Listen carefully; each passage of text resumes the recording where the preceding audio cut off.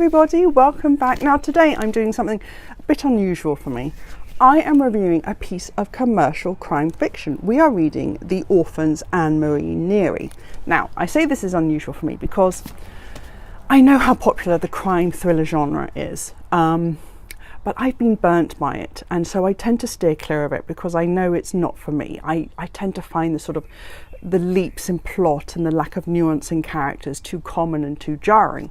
And you know, such popular books as The Girls by Emma Cline, Little Deaths by Emma Flint, I didn't really, they weren't really for me. I didn't find them as good as the hype. I mean, I adored The Girl on the Train, Paula Hawkins. That book is amazing. That book is amazing. I thought Gone Girl was clever, but I find that I'm more often let down than I enjoy the book. So rather than overly criticise the genre, I just steer clear of it. However, I'm unusually back in that genre because I decided to read The Orphans by Annemarie Neary.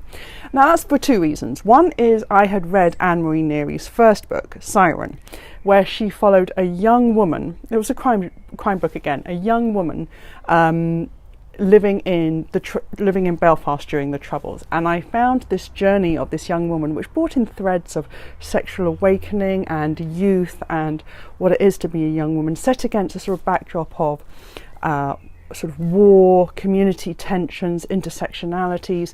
I found that fascinating, and I really liked the compare and contrast, and I thought that was really interesting. So because I liked her first work, I wanted to read her second. Now, even though this is not set in Northern Ireland, this is in fact largely set in Clapham Common, which is about as far from Northern Ireland as you can get. Very middle class, very gentrified. You're not going to find a war on the street there.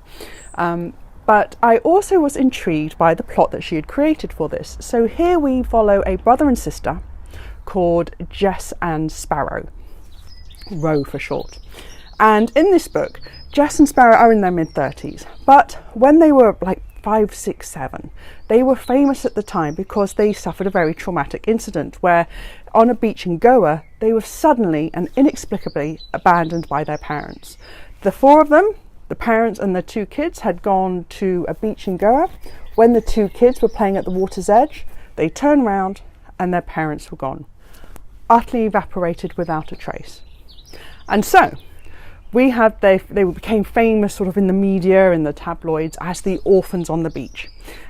Now we follow them 30 years later and see that the damage that this has caused. Jess is, even though she's a very powerful, very successful lawyer, she's a very insecure woman in a emotionally abusive relationship, very introverted, deeply self-critical. While Sparrow, her brother, has gone the other way and has become angry, a rebel, almost sociopathic, feels very angry at the world. Yeah, so 2 reactions to one single very traumatic incident. So why now? Why revisiting them? Because what's happened is they've heard news that their mother's passport was recently used, activated, if you will, and suddenly all those fears that their parents weren't murdered, but actually their mother abandoned them and that she's still alive, come back to Jess and Roe, and we follow them as they push through to this pursuit of whether it's true that their mother could theoretically still be alive, and if she is she actually secretly living amongst them, watching them from afar in a different identity. Now that to me sounded fascinating, and I was therefore pretty excited on reading The Orphans. However, I did find The Orphans falling back into the trap that I felt with other commercial fiction. So for example, you do have to let a lot go, and it is kind of in the characters that I mentioned. So Jess, for example, is an incredibly successful lawyer, but if she's that successful, would she be that downtrodden and doormatish in every single element of her life? Would she be this silenced? Would she be this diminished? I could understand a woman being that diminished and insecure, I get that, but then to put her in a position of power at work and just didn't follow through at times. And sometimes Sparrow's excess in the other direction, his excessive drug use, his sociopathism, his violence, it lacks nuance. It makes Sparrow a very singular, manipulative character without sympathy. And also Jess feels without sympathy, and so you're stuck with these 2 characters that it's very hard to root for.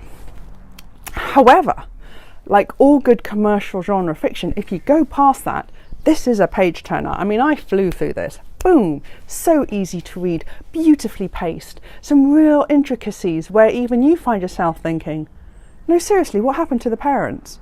And it's that, if you can get someone to really care on the central mystery, you will create a book that has powerful narrative drive. And at every point, even though some sort of things you can see are red herrings, you do really want to know what happened. What happened to Jess and Ro's parents? Where did they go? Were they killed? What happened? And suddenly, as sort of Jess and Ro start really facing up to who their parents were, you know, how we all put our parents on a pedestal when we were younger, only to find out as we grow up that they're just as human and full of frailties and foibles and unattractive elements as the rest of us. As they start to uncover their parents as humans, it has a real touch of reality about it. And I really think, yeah, we all go through this with our parents, is having to face up to them as people. There were a couple of bits towards the end in the finale which you just sort of think, is that a plot hole? But nevertheless, if you are someone who likes the commercial crime genre, I think this will really work for you. And as we certainly enter the summer season, look, we have sun. And if you're looking for beach reads and you like commercial crime fiction, do you know what? I think you'll really enjoy the Orphans, because obviously it's got Goa, it's got the beach, and so it's quite nice to read when you're on a beach yourself.